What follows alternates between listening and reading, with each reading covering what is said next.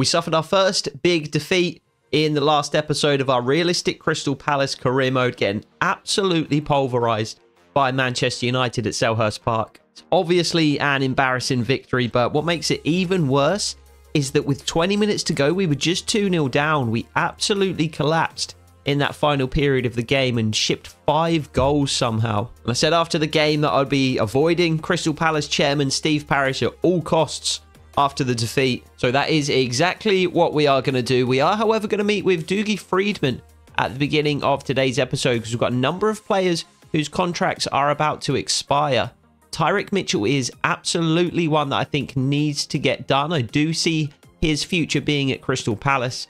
Beyond that, it's a number of veteran kind of role players like Joel Ward, like Jeffrey Schlupp, like Nathaniel Klein and Will Hughes. So we can certainly make the case for players like Tyrick Mitchell to be given a new contract, but ultimately Dougie Freedman is the sporting director. It's going to be his responsibility and his decision. Fortunately though, Dougie Freedman does also want Tyrick Mitchell to stick around. He says he's willing to offer him a 4-year deal. He's currently on $50,000 per week. He's willing to give him a massive pay rise up to $70,000 to $75,000 per week. And to be fair, whilst that seemed a little bit high at first glance, Jefferson Lerma is on $71K.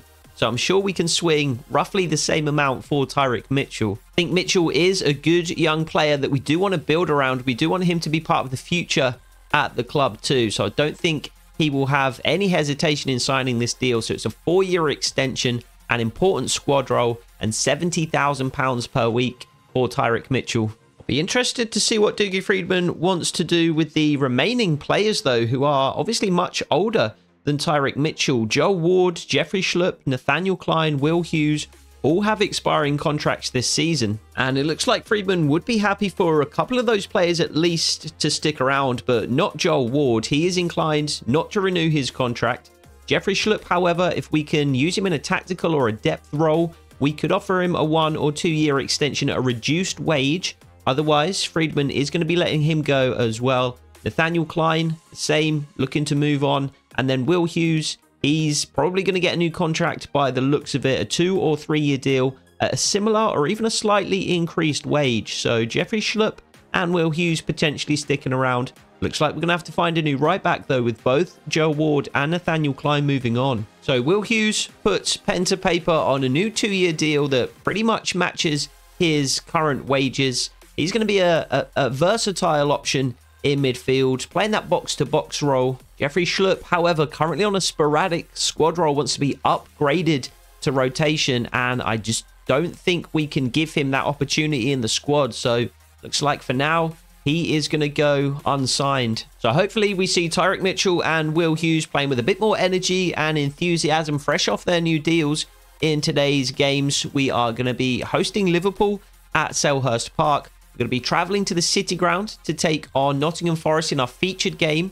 of today's episode. And then we'll round things out with highlights of our game against Tottenham Hotspur once more at home. I have made some adjustments to the sliders since the last episode, so the gameplay should be slightly improved for these upcoming fixtures. The video breaking down version 1.0 of my slider set should also be live on my channel as I speak, so go check that out if you haven't already. Also made a couple of changes to the tactics, so we'll see how those play in the upcoming fixtures. No Gahey, no Eze. Unfortunately, we probably will tweak the tactics slightly to try and get players like Eze and Kamada on the field at the same time when they return from injury. But for now, this is what we're going with. Wharton, Hughes are actually going to be the other way round. So Wharton is going to be our box-to-box. Hughes is going to be our playmaker. The same for Kamada and Sarr. Sarr is going to be a balanced winger. Kamada is going to act as an inside forward. And we're going to need everyone to be on top form if we're going to get anything out of this game against a really strong Liverpool 11. Alisson, Alexander-Arnold, Konate, Van Dijk, Robertson, Gravenberch and McAllister, the two holding midfielders. Szoboszlai, Salah, Luis Diaz, Diogo Jota.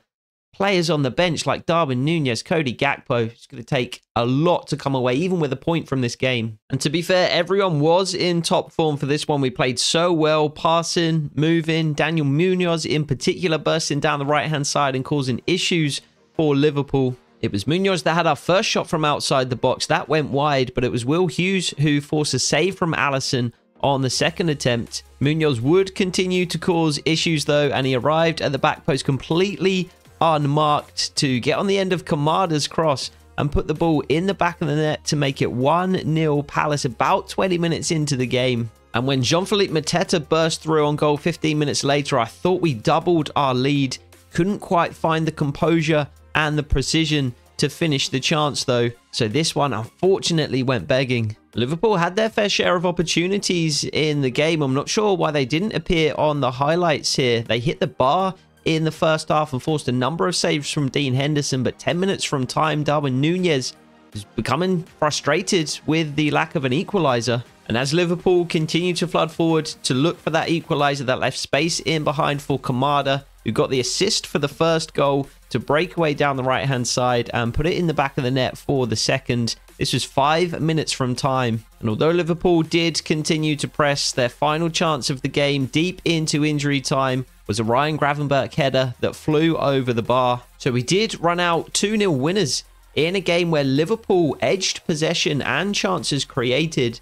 We created the more clear-cut chances though, and we were more clinical with those opportunities. As I said, Liverpool did hit the bar in the first half. They did force a couple of good saves from Dean Henderson. I think we were good for all 3 points today. I don't think that's an undeserved victory. We do have some good news ahead of our featured game of the episode against Nottingham Forest. Mark Gahey has returned to training sessions. He isn't, however, fit enough just yet to return to first team action. So just 2 changes ahead of our featured game against Nottingham Forest. Jefferson Lerma comes into the midfield in place of Will Hughes. Eddie Nketiah gets the start up front today in place of Jean-Philippe Mateta. Other than that, the same system, the same 11 that got that excellent 2-0 victory against Liverpool. So without further ado, let's head over to the City Ground and see if we can put 3 more points on the board.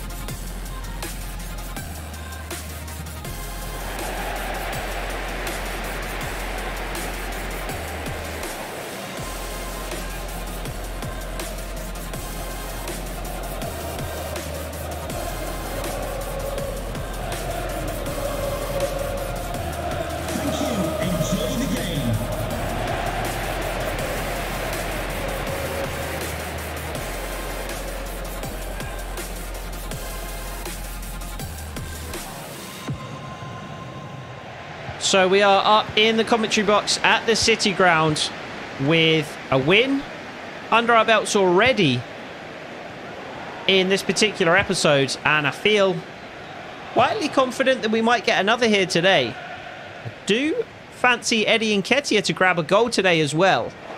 Ismail Assar almost stealing the ball away from the Forest defenders early here. Sangare finds Ryan Yates, both of whom are potential transfer targets for us this season. I think both would be good options. Sangare for that kind of CDM, centre-back, centre-half kind of role that we have said we would be looking for those hybrid 4 at the back, 3 at the back systems.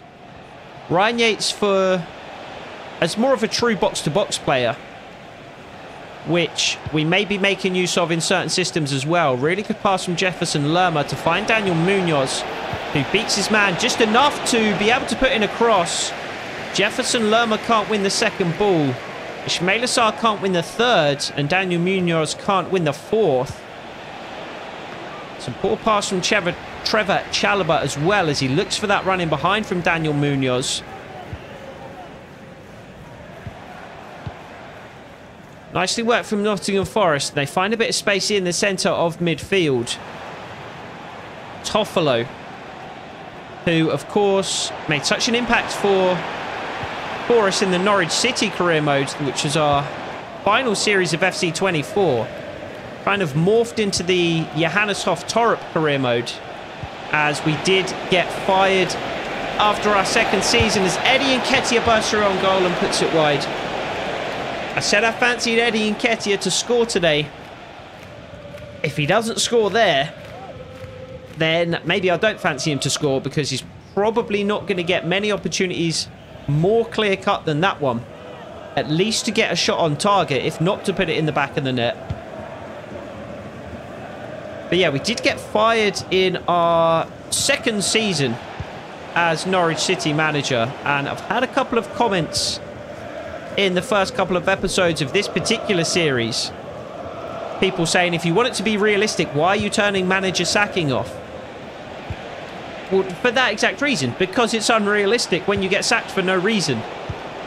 If Norwich City were to go up this season and then go straight back down after being relegated a handful of games before the end of the season, it's not as if we even, you know, we're not close to staying up. We put up a decent fight and we were relegated. I think that's a loose pass from Jefferson Lerma. We were relegated with, I think, in the second to last episode, decent effort from range from Anthony Elanga. I think we were relegated the second to last episode of the season. So deep into season 2, there was still a possibility that we could stay up. And if that happened to Norwich City over the next 2 seasons, there's absolutely no way that Johannes Hoff-Torup would be fired. It's just almost unthinkable, unimaginable. I mean, look at Daniel Farke. You know, he went up and down with Norwich a couple of times before they determined that it wasn't working. And even then, you could have argued it was kind of harsh to fire Daniel Farke when they did. So that's the reason we're turning manager sacking off, because you get sacked for no reason on FC, and that's unrealistic.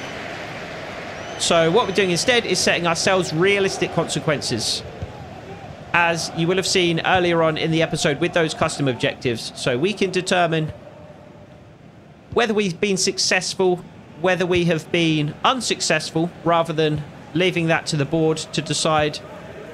And then we can determine what's a realistic consequence for that success or for that failure. Eddie Nketiah steals the ball away. Very little pace. Didn't really have the pace to truly break in and get a shot away unmolested. Sangare tracking him back and putting him under pressure. And he put one wide with his right foot earlier. He's put one wide with his left foot here. And again, I can't imagine Eddie Nketiah is going to get too many opportunities more clear-cut than the 2 he's had already.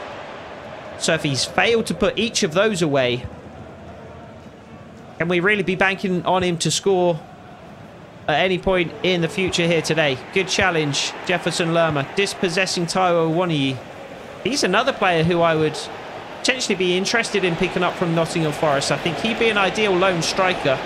Munoz. Nketiah can't win the header. Can Wharton bring it down? Not quite, but the deflection or the loose touch from Ryan Yates did set it nicely for Adam Wharton for a moment. I think Awoniyi is kind of a perfect midpoint between the kind of size and strength of Jean-Philippe Mateta and the kind of pace and technique of an Eddie Nketiah. And that's kind of what you want if you're playing a lone striker in a lot of different systems. Challenge from Tyrick Mitchell. Nottingham Forest throw, though, allows Morgan Gibbs-White to probe. Good challenge, Jefferson Lerma, and fortunately, the deflection does bounce our way. Ismail Assar, bit of pace. He uses that pace to cut inside. Daniel Munoz outside of him here, but uses that run as a diversion to get the shot away on his left foot himself, Ismail Assar. Maybe not the best option ultimately, but it's another shot blocked almost immediately by Nottingham Forest. So how much value there is in adding another shot to the board, I'm not sure, but that's clearly offside Anthony Elanga. And I would say we've looked fairly comfortably the better side in these opening 25 minutes or so. Nottingham Forest having their fair share of possession. That was actually closer than I thought. I thought he was a yard or two offside. However, we are doing far more with our possession than Nottingham Forest at this particular stage. Ishmaelis. Oh, I did not even see Sangare lurking there.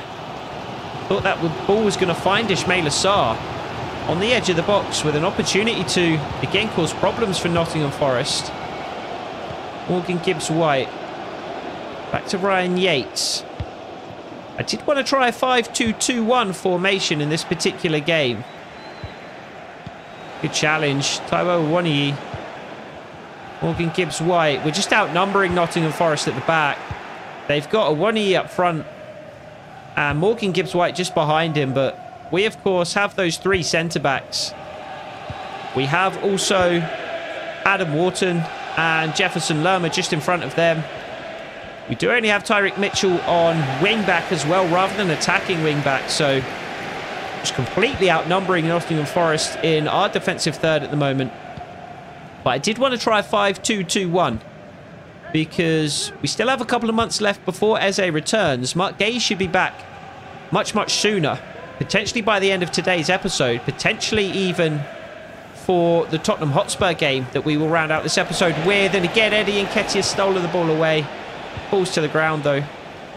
However, when Eze does return, I thought it would be good to get both Eze and Kamada in cam roles just behind a lone striker. So that's where the 5-2-2-1 would have come in. However, there's just not an option in FC25. So much space for Daniel Munoz, who can't quite find Eddie Nketiah. I swear that was a formation on FC24. As Taiwo Awoniyi bursts in behind. Chris Richards does well to delay the attack. Finds Morgan Gibbs-White, though, who strikes from range. And it's a comfortable save, ultimately, by Dean Henderson, who immediately spots Daichi Kamada in space on this left-hand side. And it's a decent run from Eddie Nketiah. Took a little too long to get going, though. But I swear 5-2-2-1 was a formation in FC24. And it's simply not a formation here on FC25. Deep cross. Munoz can't quite win the header, but Chalobah hooks clear. Bit of pressure now from Nottingham Forest, as Harry Toffolo looks to continue to try and pile that pressure on. So not only is 5-2-2-1 not an option on FC25, but we can't make it an option either. 3-4-2-1 is an option. And on FC24, we could have just... That's a loose pass. Thankfully, that is as well. But Awoniyi does well to turn away from the pressure, though. Morgan Gibbs-White saved again by Dean Henderson. Saved very well at his near post. And Jefferson Lerma can bring the ball clear and release the pressure once more. Ismail Assar on the far side. Found really well by Jefferson Lerma. Ismail Assar uses that burst of pace to drive at Nottingham Forest. Adam Wharton on the edge of the box. Took one too many touches. And that allowed the Forest defender to regain position and block the shot. Wharton. Ismail Assar. That's inside, but Sangare is there waiting. Jefferson Lerma. Blocked again.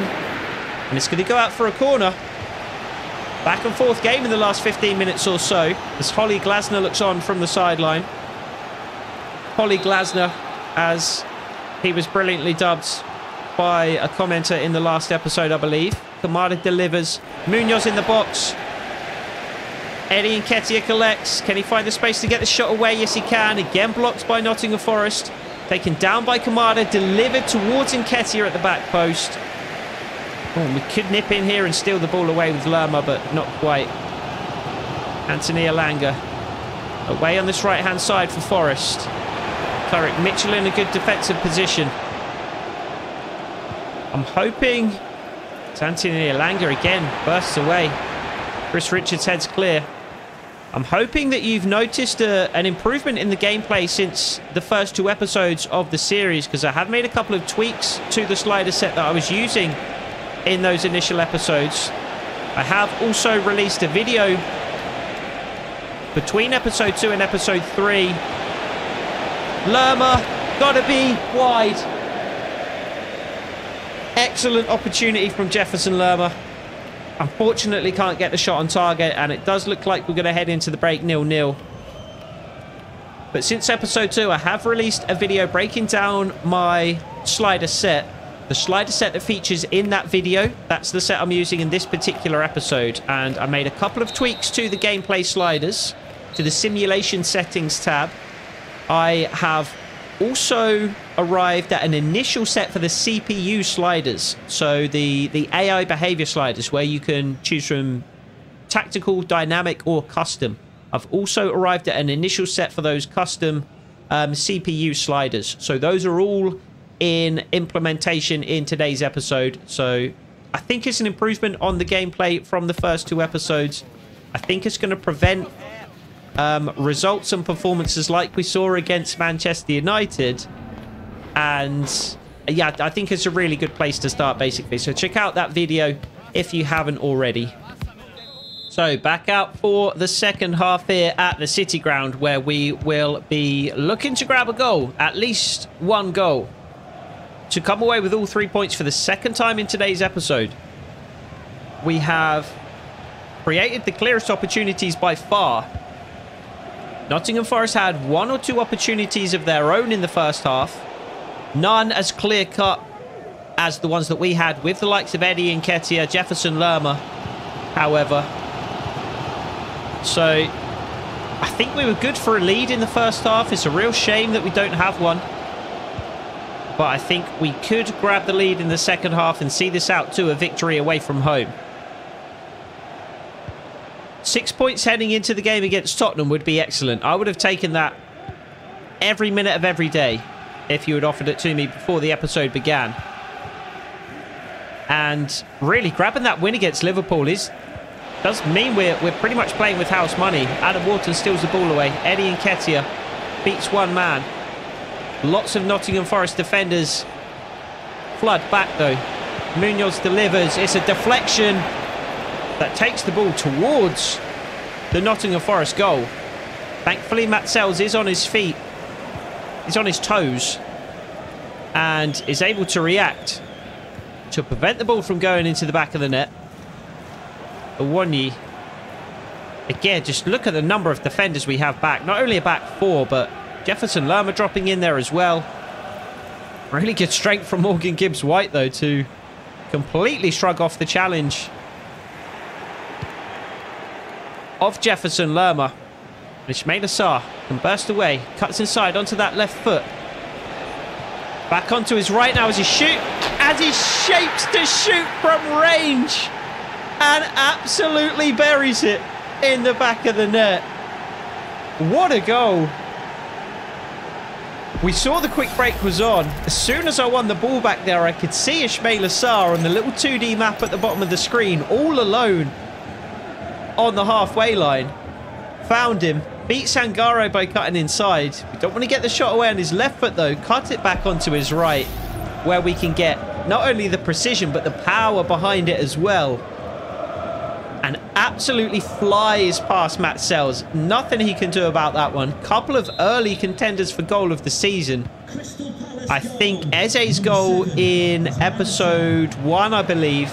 That curler from the edge of the box. I think that goes on the list for goal of the season contenders. And I think that one has to be on there as well. An absolutely thunderous strike from Ismaila Sarr. And we do finally have a reward for all of the pressure that we have put Nottingham Forest under, and for all of the chances that we have managed to create. Adam Wharton finds Kamada. We're not done yet. Really good challenge. Brian Yates, though. And Anthony Elanga could be away here. That's the benefit of having Tyreek Mitchell just on wing-back, though. Rather than attacking wing-back, immediately he is in position to defend. And that's one reason why Anthony Elanga has been kept so quiet here today. That's the excellent defending of Tyreek Mitchell. I think Mitchell... I do like having the slightly asymmetric fullbacks. We do have Daniel Munoz on attacking wing-back. What a ball that is. And Nottingham Forest equalise. We just went to sleep. We just went to sleep. Nuno jubilant. Really good ball from Morgan Gibbs-White. takes a little touch just to open up that space. Threads the ball through to Taiwo Awoniyi. And it's an excellent finish. Sends Dean Henderson the wrong way with the eyes. And pulls it back towards the far post with his right foot. And although that's arguably undeserved in terms of the balance of play, it's not undeserved in terms of the nature of the goal scored. We went to sleep there defensively. Gibbs-White and Awoniyi exploited that. And Forest are back level. I was about to say not for long. Eddie Nketiah almost puts the ball in the back of the net. There was a big deflection off a Nottingham Forest defender. But we would have taken it. Eddie Nketiah would have taken it for sure. As Daichi Kamada prepares to deliver the corner. Richards around the penalty spot. Can't win the header and hooked clear by Forest. Jefferson Lerma will collect though. And will look for Eddie Nketiah in the box, and he drags it wide. Nketiah could have had a hat-trick today. And that probably is the clearest cut of all of the chances that he's had. I'd say it's probably the highest level of difficulty out of all three of those chances. The other ones just kind of being fairly straightforward shots, but those were from range. This one was from 5 yards out.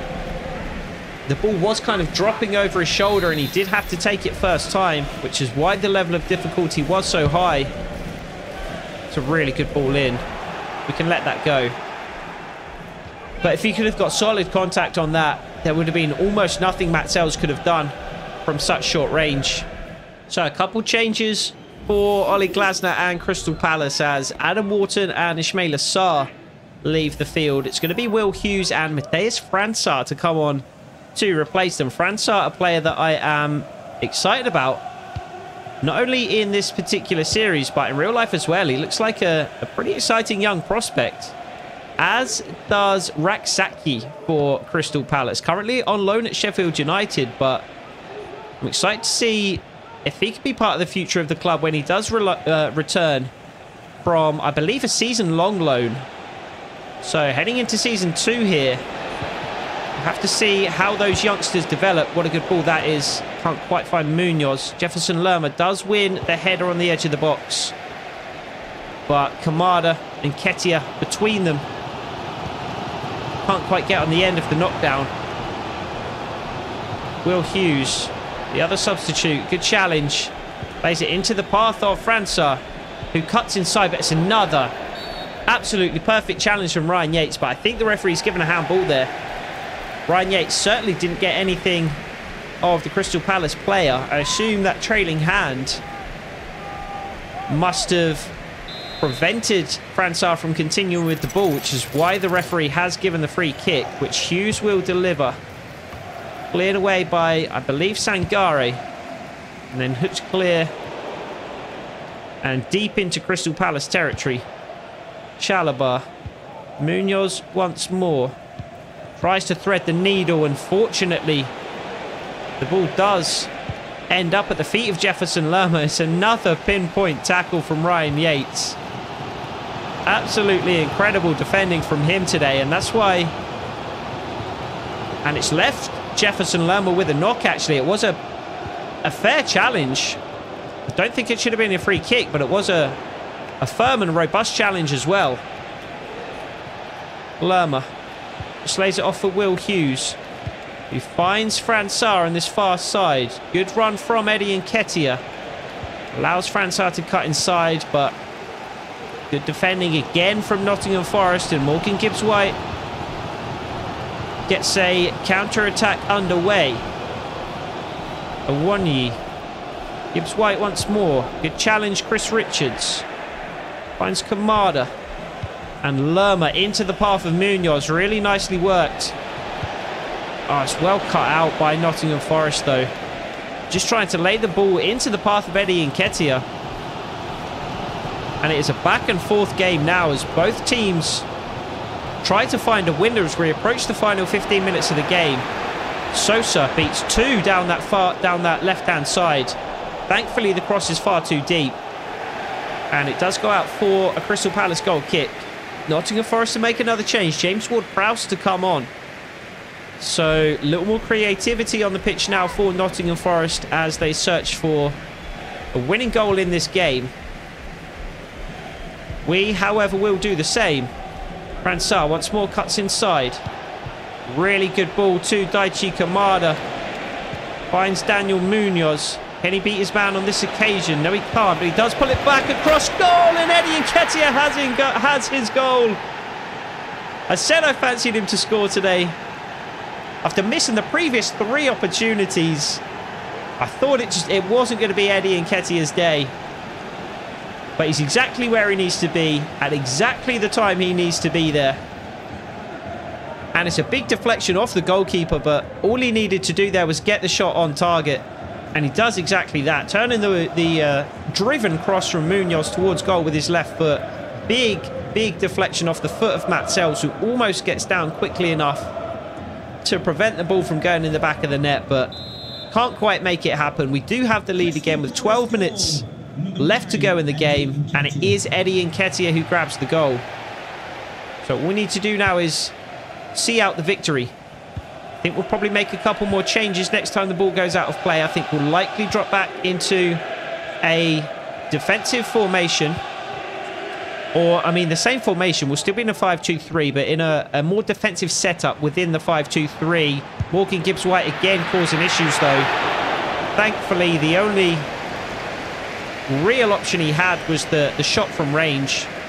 And it was a comfortable one for Dean Henderson to not only save but keep hold of. Will Hughes finds Tyrick Mitchell. We can keep possession a little more now that we do have the lead. Only 10 minutes left to hold on to that lead.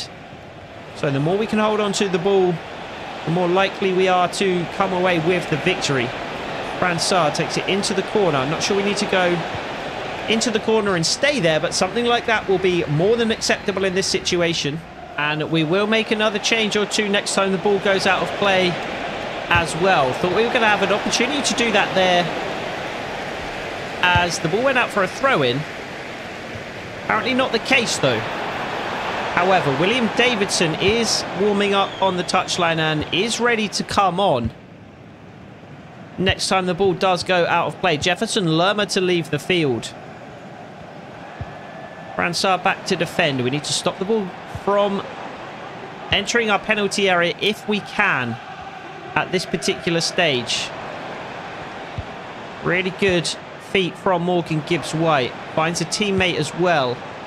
Will Hughes just shielding that back line. And we do have an opportunity to hit Nottingham Forest on a quick counter-attack, and Daichi Kamada can leave that for Daniel Munoz, and indeed he does, and it's a good run at the back post from Fransar. Munoz can't quite find him, but we do have an opportunity to make that change as Lerma leaves the field. They still can't get the numbers on the substitutes board right. There was a period of about a week on FC24 where the red number was actually the player leaving the field and the green number was actually the player coming onto the field. How it's so hard to get that right, I have no idea. Davidson from range, blocked by the Forest defence. Davidson just gives the ball up to Chalobah this time. Kamada, Richards, Chalobah, and again we can just keep possession.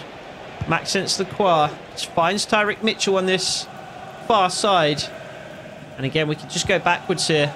Absolutely no issue with that whatsoever. We can even drop into our defensive tactics for the final 5 minutes of added time.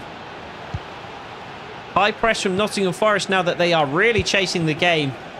Daichi Kamada, Davidson finds Daniel Munoz, who again bursts forward into a position where he could cross.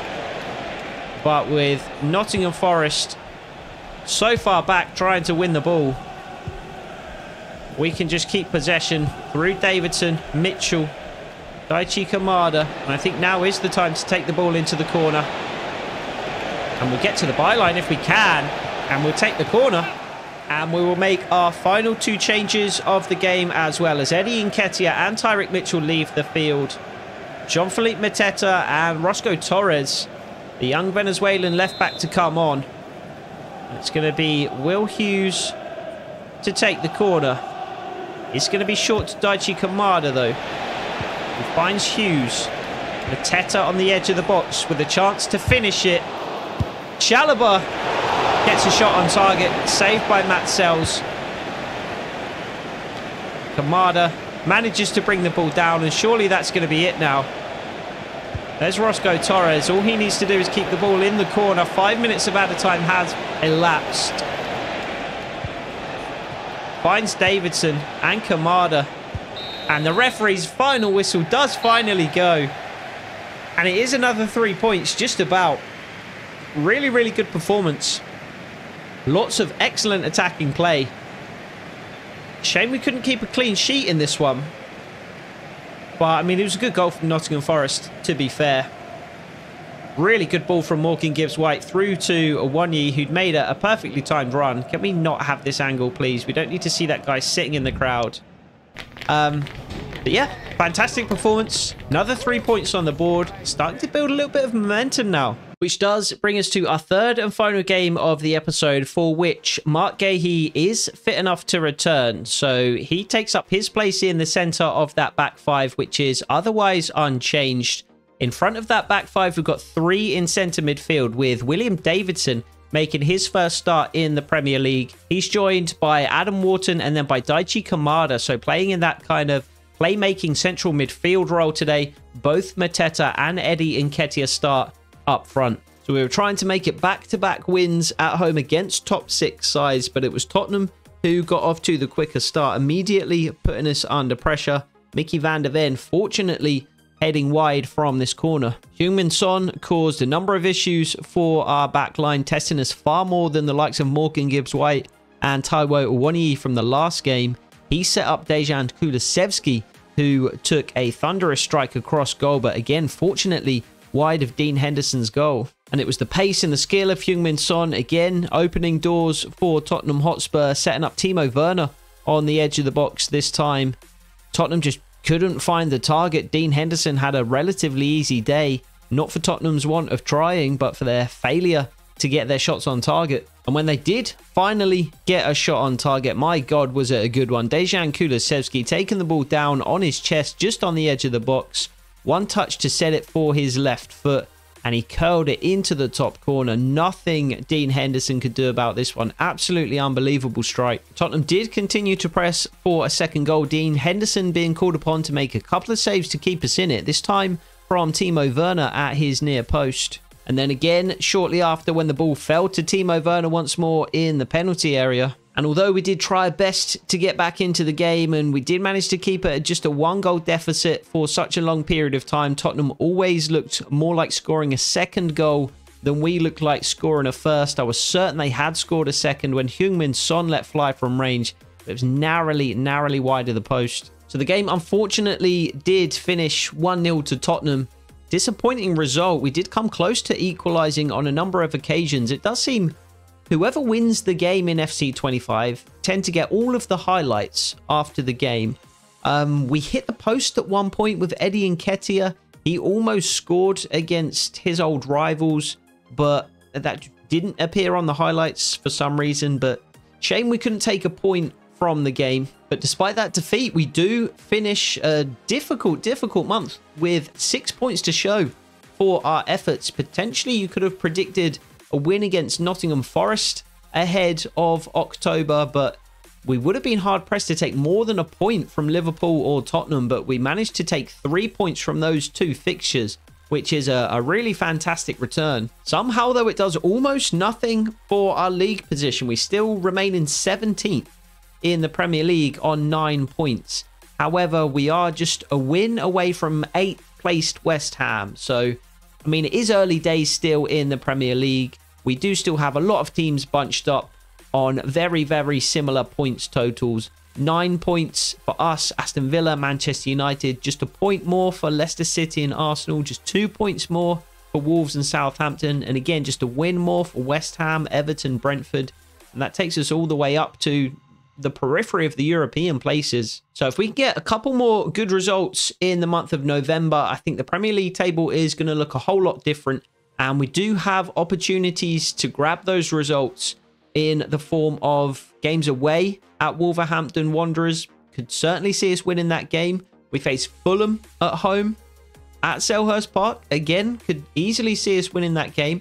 And I think we could take something from Aston Villa and Newcastle, like Liverpool, like Spurs. Maybe it's a little bit too much to expect us to win those games. We could maybe win one of them. We could grab at least a draw from one of those two fixtures, I would imagine. I'm sure we will be dropping in to see Steve Parish and in particular Dougie Freedman in the next episode as well. You guys have been dropping some really good suggestions in the comments in terms of transfer targets, so keep on doing that. We will need to converse, liaise with Dougie through the months of November and December to finalize that transfer shortlist in terms of who we might be looking to bring in the January transfer window. So we'll get stuck into that in the next episode. I hope to see you there. Take it easy.